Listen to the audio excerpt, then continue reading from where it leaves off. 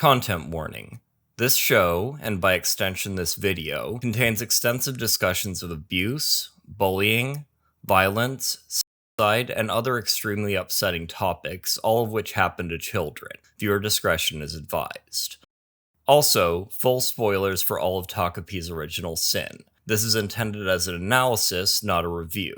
Go watch it if you're able to stomach everything I just mentioned. It's well worth your time. What does it mean to actually help somebody? An old piece of wisdom holds that if you give someone a fish, you'll feed them for a day, but to truly change their life, you have to invest in them a little more, and give them the tools they need to catch as many fish as they'll ever need. But what if all you have is a kid's tackle box, and no more idea of how to use a fishing pole than the person you're supposed to teach? Takopi no Genzai, or Takopi's Original Sin, is a manga created by Taizan 5, published on Shueisha's web platform Shonen Jump Plus from December 2021 to March 2022, which was later adapted into an ONA anime miniseries that aired in summer 2025, produced by Studio Anishiya. The story follows Takopi, an adorable pink alien who looks like a small octopus, as he attempts to spread happiness to the children of Earth with his assortment of happy gadgets from his home planet. This mission immediately crashes into a wall when the first girl he meets, Shizuka Kuze, is currently in the middle of the worst week of her life, facing constant bullying at school, a neglectful mother and a father who left years ago, with their only solace being the dog that he left behind. For reasons Takopi initially can't understand, Shizuka convinces him to give her one of the happy gadgets, a ribbon meant to bind two quarreling friends together until they decide to make up, and uses it to hang herself. Through the aid of a magical camera that allows him to travel back to the moment he took a photo earlier in the week, Takopi is determined to repeat the cycle as many times as it takes to stop Shizuka from taking her own life, and finally make her smile. But along the way, this innocent little alien learns that nothing is ever that simple. 腐ってるのはお前の方だからうまく笑えない羨んでは咲かせてこのまま染まれうるさいな疲れたのもうどうでもいいわ教科書なんていらないよハッピーラッキーチャッピーどこにいる This anime kinda came out of nowhere for me. I vaguely knew that it dealt with heavy subject matter, but the multiple content warnings that flashed on screen before the first episode even started made it clear that this was going to be one hell of a ride. Because I waited for the whole thing to finish airing, I spent the next 3 hours transfixed by one of the most simultaneously harrowing and hopeful stories I've ever seen, and on the other side of it I knew I'd found my anime of the year. A lot of people have already made videos covering this anime's plot and surface level themes, but I want to dive a bit deeper. The story covers 3 distinct yet interwoven varieties of child abuse and how that affects the way those children learn from and reproduce that behavior, the utter failure of society to notice or care about the plight of these kids, as well as all the ways that children simultaneously understand far more than we think they do, and the way they lack the experience to put that understanding into its proper context. How the victim of one story can be the villain of another, and how we all have the capacity to be both. Takopi's Original Sin is a perfect vehicle through which to demonstrate the power a narrative has to influence who we sympathize with and root for, and who we're encouraged to hate. Because all we know about these characters is what the story shows us, we're led to draw conclusions that later turn out to be either lacking critical context or just completely wrong, and the things we thought we knew about these characters gain new layers of complexity. And because we're seeing these layers unravel through the eyes of Takopi, our understanding grows alongside his. The one thing I want to drive home about this story before we really get into things is the way it deftly handles its tone. The series makes heavy use of dramatic irony, in which Takopi being unable to understand the nuances of human culture is used as much for horror as it is for pitch-black comedy, where you laugh because of how fucked up the whole situation is as seen through the eyes of a character who is impossibly naive. But, and this is important, the story is never, ever cynical. It would be so easy to shit all over Takopi's wide-eyed naivete and spin a tale about how it's obviously foolish to expect that this off-brand Doraemon who's clearly trapped in the wrong genre will be able to help a girl whose life is an endless stream of constant misery, and it seems like it's going that way at first, but moments where it could easily feel cheap, like the scene where Shizuka hangs herself, are treated with the gravity they deserve, and are instrumental in teaching Takopi the lessons he needs to learn in order to actually make a difference. And at the end of everything, the story validates that pure, innocent hope for a brighter future, instead of trying to insist that a better world isn't possible. It's a story where hope and love shine all the brighter because of the darkness contrasting them, not in spite of it. I also want to touch on just how incredible the presentation is. The anime uses a stylized, almost storybook art style that's animated with so much passion and creativity. Characters feel expressive and alive, the backgrounds are a sight to behold, and the use of POV tracking shots in particular reminded me a lot of the look-back adaptation that knocked everybody's socks off. The art style also helps form a helpful layer of abstraction that, if it weren't there, would make the more brutal parts of this anime a whole lot harder to watch. One of the many reasons to rewatch this show, as difficult as it can be to sit through, is that it's a true pleasure to just witness everything in motion. But before we can really explore the deeper workings of the story, a recap is in order. Takopi's original sin mostly takes place over a few weeks of 2016, as well as 6 years later in 2022. After rewinding back to learn what caused Shizuka to kill herself in order to learn how to stop it from happening, Takopi elects to accompany her to school and immediately tries to improve her circumstances by giving her the answers to her homework, finishing the lunch that she's too traumatized to eat, retrieving her backpack after it gets thrown on the roof, and offering to take her place when these antics draw the ire of Shizuka's primary tormentor, Marina Kirarazuka. Marina is actually the reason I was drawn to this show, oddly enough. Her character design is very visually interesting, and the stunning animation brings her to life in all her horrifying glory. Like Takopi, I held out hope that her and Shizuka would be able to get over their differences and become friends, but those hopes were quickly dashed as it became increasingly clear that Marina wasn't just bullying her for kicks or to settle some petty grudge. She fucking hates Shizuka, to the point where she absolutely will not rest until the other girl no longer exists. お前も死んでよ。 The point where this becomes abundantly clear to both Takopi and the audience is when Marina beats the absolute shit out of him while he's disguised as Shizuka.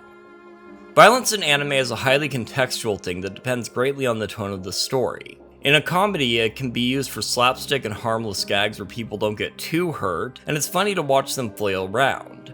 In battle series, the focus is on making the fighting look cool and aspirational, where getting your ass kicked is only motivation to get stronger and return the favor later. Even a lot of other stories that portray bullying don't go this far with the brutality, partly because they still have to be able to air on television, but also because most of the time the bullying isn't given nearly as much focus and therefore doesn't tend to go this hard. But in this story, violence is terrifying, mostly because the camera absolutely does not cut away from it, even when it's enough to make you flinch. Every hit looks uncomfortably real, to the point where even the threat of violence can fill a scene with dread. The scariest scene in this show is when an older Marina, who learned this behavior from her extremely emotionally unstable mother, has to break the news to her that her boyfriend broke up with her on the same day they were supposed to have him over for dinner. When the show then follows through on that threat, it's even more horrible than we feared. This story is not for the faint of heart, and you will need to sit with your thoughts for a while afterward.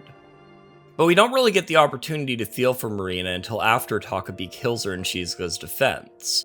In the 2 episodes leading up to that moment, we're directed to see Marina as Shizuka sees her. A cruel, sadistic, relentless little shit who offers the target of her hatred no peace, no quarter, and no mercy.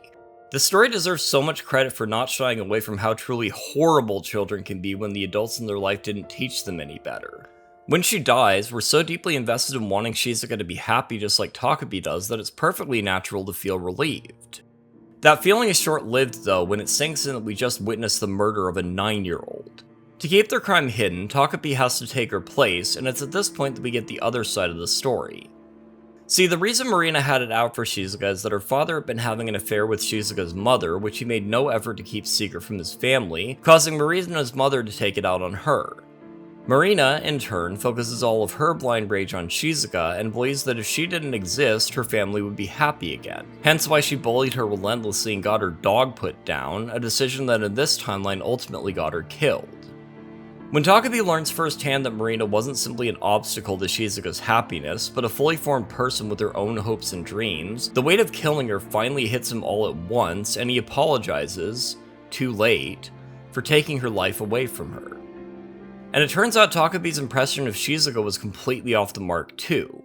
With Marina out of the picture, Shizuka is determined to find her father so she can see her dog, since her mother told her that's where Chappie went.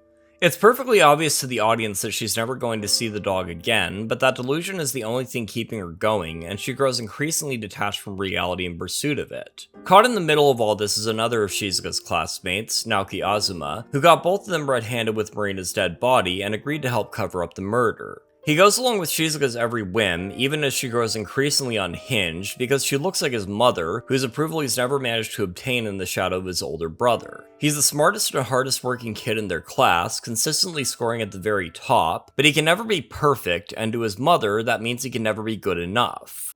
When Shizuka tells him that she can't do this without his help, he falls right into her trap. Things quickly go downhill from there. Marina's body is almost immediately discovered. Shizuka tries to convince Naoki to take the fall for her, which he would have done if it wasn't for his older brother Junya noticing something was wrong and reaching out to him. Shizuka takes Takopi to Tokyo to see her father, only to discover that he's built a new family and doesn't even want to acknowledge that she exists. When Takopi refuses to let her use the happy gadgets to do something unspeakable to her half-siblings, she knocks him upside the head with a rock, and Takopi finally remembers why he came to Earth in the first place. It turns out this was Takopi's second trip to our planet. The first time happened 6 years in the future, and it was a 15-year-old Marina who found him instead. In the original timeline, Shizuka had still tried to kill herself, but the rope broke and she moved away, and Marina's family life didn't get any better. Her parents split up, her mother leaned on her even more emotionally, and she isolated herself at school. She takes out her frustrations on Takopi, but in a more low-key way that he's too unfamiliar with Earthling customs to really recognize as harmful. Through Takopi's timely intervention, she starts dating Naoki, and her relationship with her mother improves, as her mother sees an opportunity to redo her own failed relationship with her husband vicariously through her daughter. But it doesn't last.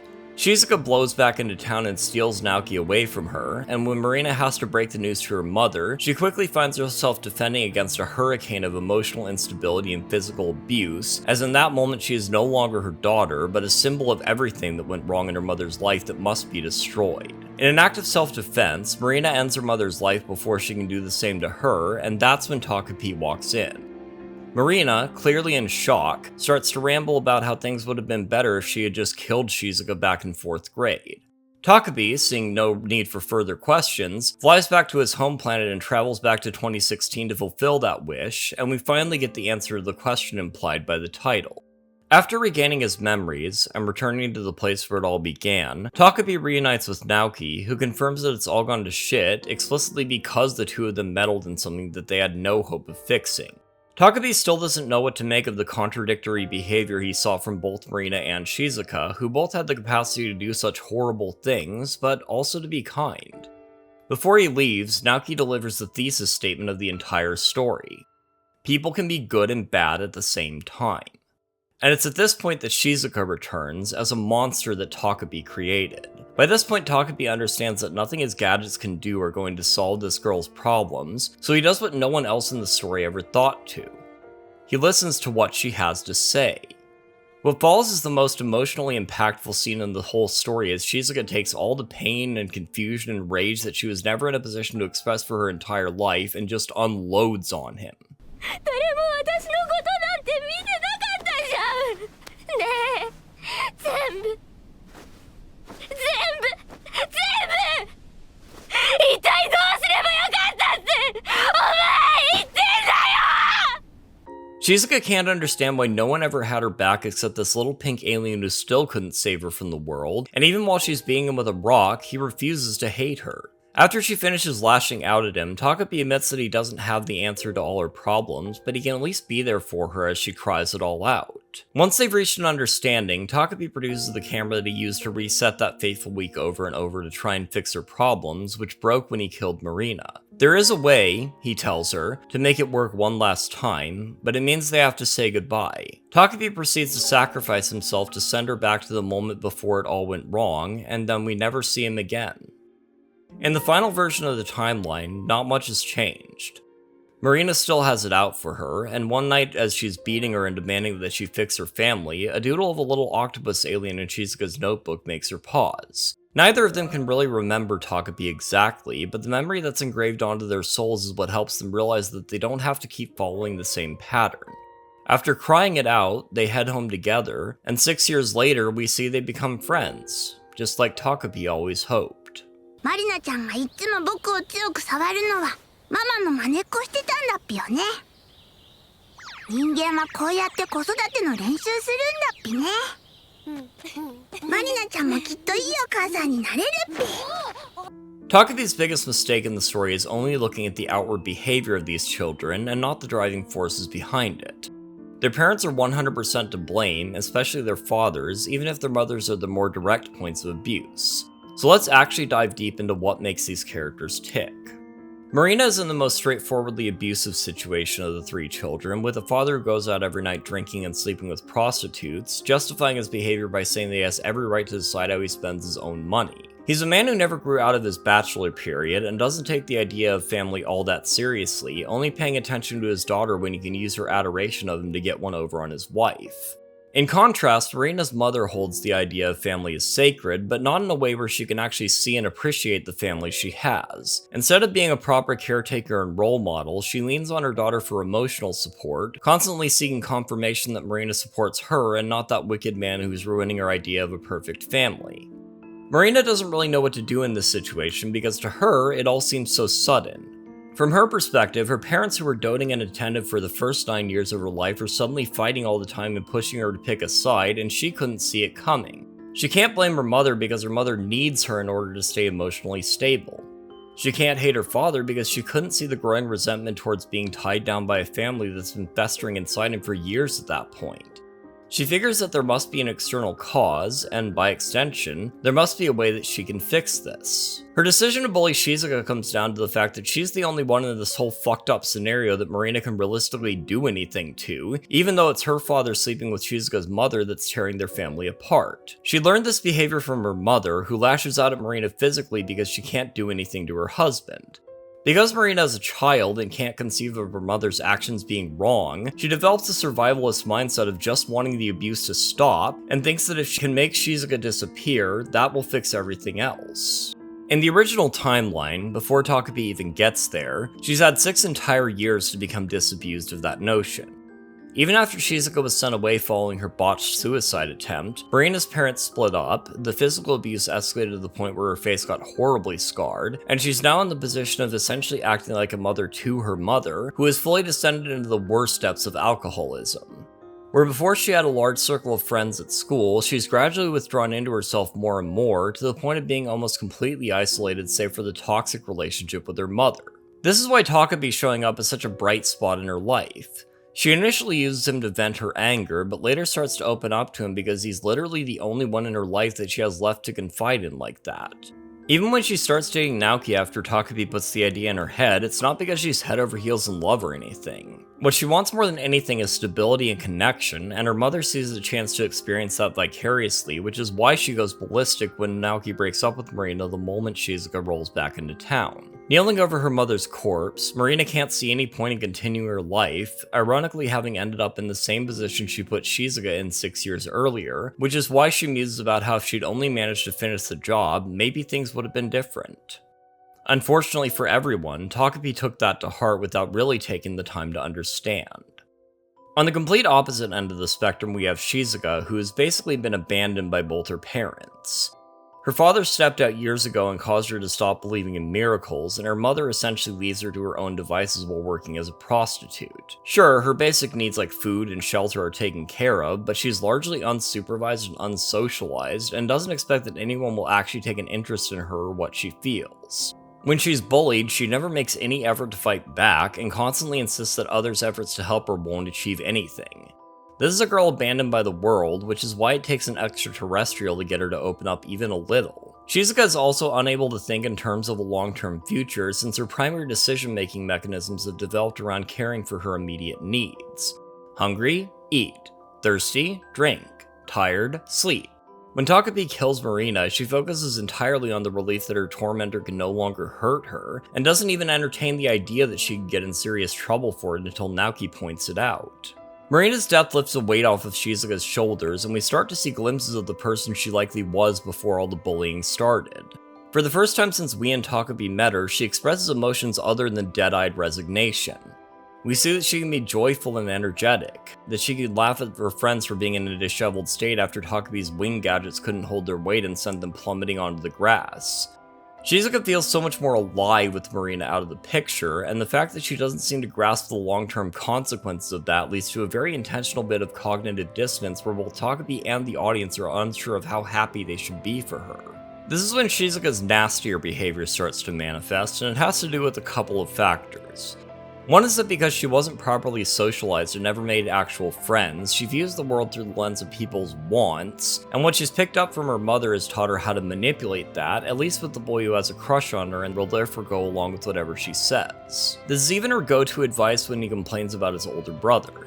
She doesn't understand Naoki's inferiority complex or the way that his mother cultivated it by always comparing him to Junya instead of realizing that her children had different needs, or that what he really wants is approval and to feel needed. Instead, Shizuka zeroes in on the new ring Junya is so proud of buying with his own money and suggests that Naoki steal it to take away something Junya values, because why should he be happy if it's making Naoki so miserable? Another reason she thinks this way is because it's that exact train of logic that led Marina to get Chappie taken away from her. In the original timeline, an older Shizuka got her revenge by taking Naoki away, and even if she did know what kind of trouble that would cause for Marina, I don't think that would have stopped her.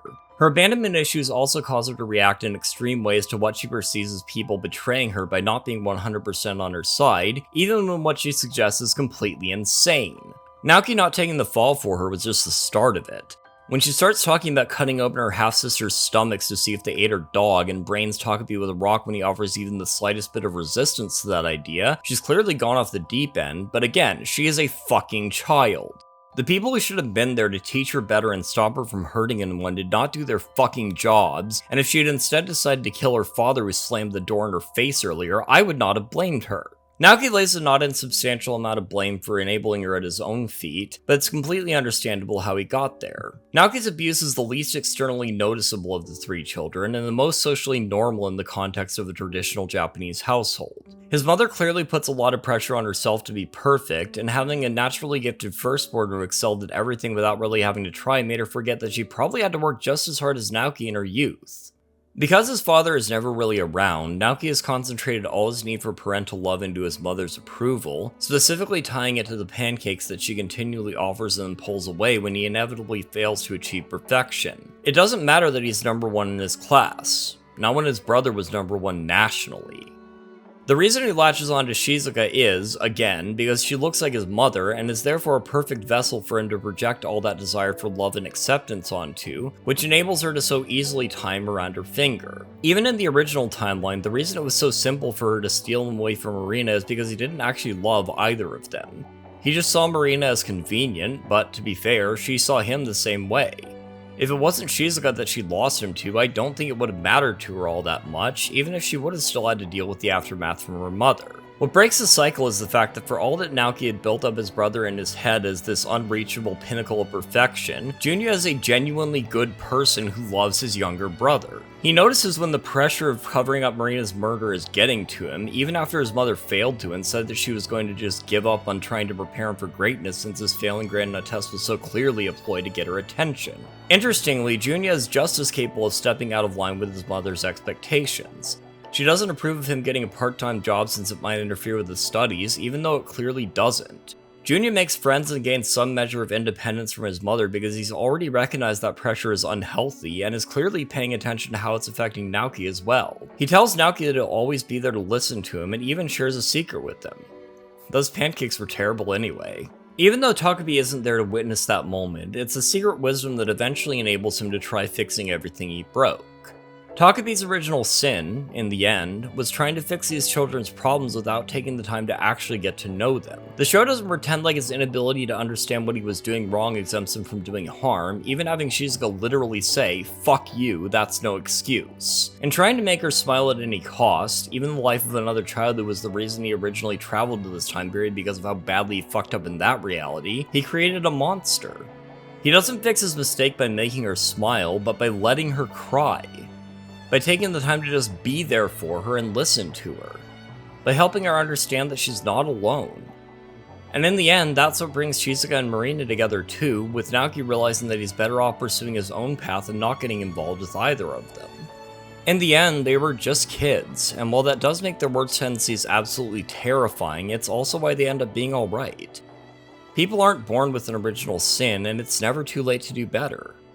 This is where most analysis of the story stops, but I want to go a little further with it because it illuminates a problem with the way we talk about stories, particularly the way we treat characters as real people who can be held to account for their actions, instead of as vehicles for exploring ideas through fiction. I want to talk about redemption arcs and cancel culture and the ideological puritanism that has always existed in the way we talk about stories, but is especially on the rise now.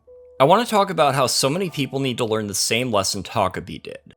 That people aren't just good or bad and nothing else, but so much more multifaceted, and you can't get the whole picture from just a glance. 殺すって何？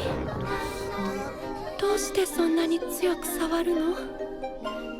ちゃんとお話しして教えてっぴ。The last decade or so of online fandom discussions surrounding popular media has prominently featured the concept of a redemption arc. The ones you might be familiar with mostly come from Western cartoons like Zuko in Avatar The Last Airbender or Catcher from She-Ra and the Princesses of Power. But anime fandom is no stranger to this debate either.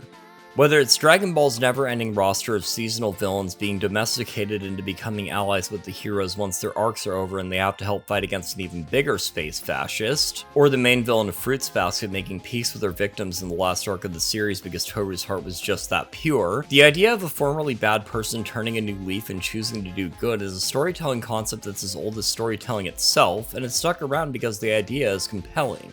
It's also an idea that lends itself to a very black and white view of morality, where good and bad are opposite ends of the scale, and that you can't flip from one to the other without a lot of narrative weight behind it to make it feel earned. I want to talk about cultural Christianity and the way it influences our conception of morality for a minute, because it's essential to understanding why this show is called Takopi's Original Sin.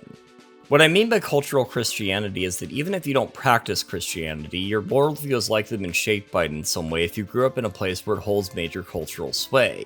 Since this video is primarily aimed at an English-speaking audience, I'm going to assume that's most of you. Growing up in a place that's culturally Christian means that ideas like original sin, which preaches that all of mankind inherited the wickedness of those who first went against God's will, and are thus inherently sinful and can only be saved through heavenly intervention, are at least background radiation in your life, enough to where you can understand the implications of the title of this show without needing an explanation. Even if it's not an explicitly Christian story, Takopi's Original Sin still draws on all the greatest hits, starring a character who comes to our world perfectly innocent, experiences human pain and suffering, and sacrifices himself with the hope of creating a brighter future, quite literally dying for Shizuka and Marina's sins. Takopi's home planet is portrayed in a similar way to the Garden of Eden in Christian myth. A paradise without conflict or hardship, where the worst thing that can happen is someone stealing your pudding. There are darker implications to the fact that their mother tries to erase Takopi's memory the second he starts expressing complicated ideas that even she doesn't understand, and the way that this innocent paradise is maintained by keeping Takopi's brothers and sisters in a perpetual infantile state. Even his creator doesn't understand things like Takopi violently slapping her tentacle away, or even what the word kill means. This leaves our protagonist vastly unprepared for the moral and ethical dilemmas he faces over the course of the story. When Takopi comes into contact with the real world, he has no frame of reference for understanding things like violence until he experiences them firsthand. He frequently jumps to the wrong conclusions about things in a way that's at once adorably naive and actively worrying. Until he walks a mile in Marina's shoes, he's unable to conceive of her as anything other than an obstacle to making Shizuka happy. He enables Shizuka's harmful behavior way past the point where he could have stopped it because he can only see her as the girl who gave him food when he first met her, and all he wants to do is see her smile. In the original timeline, he took Marina at her word that killing Shizuka would have made her happier because he literally doesn't understand the idea that someone who's just experienced a major traumatic event is likely to say some crazy shit while they're in shock. In other words, whether this was intentional or not, the author took all the ways that the most media illiterate people on the planet will see a character do a bad thing and decide that they're irredeemably evil forever, or who refuses to acknowledge that their faith could ever do anything wrong, and turned that into a character who explicitly has to learn that looking at the world in such a simplistic way is profoundly unhelpful and doesn't exempt you from doing harm. The whole idea of redemption is largely a Western concept that spread through Christian hegemony over the course of centuries. Even in countries like Japan, where people who practice Christianity as a religion are in the minority, the idea that someone has to spend their whole life making up for the wrongness engraved on their soul is one that became prevalent enough that this anime directly engages with it. So you'd think that with the way this story blasts you in the face with the message that people are full of contradictions and can't be defined by a simple binary, that it would lead to a productive discussion about how real children who experience exactly the sorts of things that these fictional ones suffer through often have their struggles ignored, and in the worst cases get blamed for their own abuse because they didn't perform their trauma in a way that people are willing to accept. But predictably, most of the discourse is caught up in which of these characters it's okay to wish harm upon for the terrible things they ended up doing, as if they didn't already go through enough. The rest of it is people complaining about how the story falls off halfway through when it turns out the poor little innocent victim they've been pitying this whole time has ideas of her own that lead her to do some not so great things because they can't handle morality more complex than an after-school special. It can be easy to forget, what with the way that the goal of all fiction is to immerse its audience, that fictional characters are not real people. They're building blocks in a story who are there to represent and communicate ideas that the author wants to explore, which is not always the same thing as the story having a specific message. But the emotions we feel towards these characters are real, and they do matter. This is why it's easy for people to get so worked up over seeing fictional 9-year-olds kick each other in the face that they talk about their death in terms of getting what they deserve. It's not unique to this story either, and to be perfectly honest, I've been avoiding a lot of the discourse surrounding it because it's mostly stuff like this. This kind of thing happens with any story that features characters more complex than something literally aimed at children, and even that's not always a safe bet. I lived through years of people insisting Katja from the She-Ra reboot didn't suffer enough to earn her redemption, even though the narrative of that show deliberately pushes back against that Catholic-ass presumption that choosing to stop doing harm and moving forward with your life doesn't count unless it meets with the approval of a committee that demands you flagellate yourself in public for their satisfaction, because a worrying amount of people think that punishment is the same thing as justice. Takopi's original sin directly challenges the notion that you can ever know who someone is through one small interaction with them, and achieves that by repeatedly flipping the script and making us question who we're supposed to root for, before revealing at the end that looking at it in those terms is a mistake. Shizuka, Marina, and Naoki are all capable of great and terrible things, but also, they're kids, man. You can't define someone by something they did at that age for the rest of their life, because that means ignoring the fact that people can always change, always learn a better way to be. It's not about who deserves punishment for their sins, and if there is a message you should take away from this story, it's that you should extend that same grace to the children in real life who can and do go through shit that's even worse than this and aren't always going to deal with it in a way you'd like. One of the most important aspects of this story is that when Shizuka and Marina decide to put aside their differences, we never see an apology, because regardless of all the horrible things they did in other versions of the timeline, at the end of the day they were just kids. Saying you're sorry does have its place, or else we wouldn't have had a whole scene immediately prior where Takopi takes responsibility for fucking everything up, but sometimes you just have to decide to stop acting out the same pattern and move on. Once these two girls realize that they have something in common, even if it's something they can't quite remember, that opens the door for them to come to terms with the fact that they're ultimately in the same boat. Their parents suck, and nobody is looking out for them. But now, at least, they know they're not alone. そりゃそうだろ。そりゃいいとこも悪いとこもあるだろ。そんなこともわからないのかこのタコ。 So much of fiction relies on us forming an emotional attachment to the characters on screen, and it's very easy for us to adopt their perspective as our own. This anime is very adept at using cinematic language to turn that against us, at first framing Shizuka as the victim and Marina as the monster, then completely reversing that dynamic later with nothing more than a few sinister camera angles and cutting back and forth between two scenes. We learn how easy it is to form a picture of someone based on what we see for only a minuscule portion of their lives, before being made to realize how that can't possibly encompass the totality of human existence. You can't know somebody based solely on a small handful of interactions, and jumping to conclusions based on limited information is what leads Takopi to make an already fucked situation so much worse. I haven't encountered many stories that so directly confront the way we form narratives about people in our heads based on what we assume about them, and it doesn't just happen with fictional characters. So much of what happened to these children was the result of the people around them deciding who they were without them ever getting a say in the matter. It's only when Takopi, and by extension the audience, actually takes the time to learn about them and see them as human beings that anything actually improves. I've talked before about how it's worth it to seek out uncomfortable art. How stories that engage with topics we'd rather not think about often have profound things to say. Takopi's original sin is a tough pill to swallow, but it's very good medicine if you're able to stomach it. Art isn't just for escapism, and in fact it's one of the most powerful tools we have for reflecting on society and the human condition without anyone actually getting hurt. Shizuka, Marina, and Naoki don't really exist, but there are children who are going through the same things they do every day, and they don't get to change the channel in their lives. I already know this anime is the best thing I've seen all year, and I'll go even further than that and say it's one of the most important pieces of fiction I've experienced in my life.